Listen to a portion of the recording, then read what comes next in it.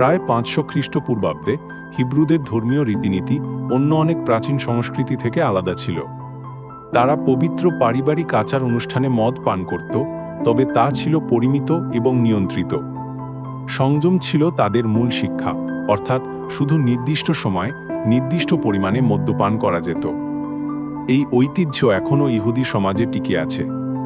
আজও অনেক ধর্মপ্রাণ ইহুদি অন্যদের থেকে আলাদা হয় তাদের সংযত মদ্যপান অভ্যাসের মাধ্যমে। তাদের কাছে মদ্যপান একটি পবিত্রতা ও পরিমিততার অংশ।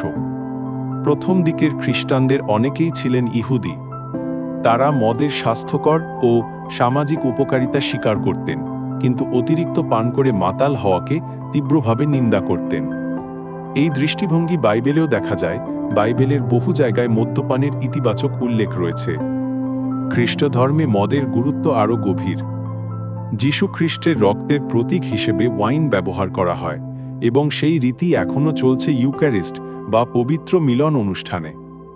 আজও বিশ্বের বহু খ্রিস্টান গির্জায় এই ধর্মীয় পানীয় রীতি পালন করা হয়, একটি আধ্যাত্মিক ও ঐতিহ্যগত ঐক্যের প্রতীক হিসেবে।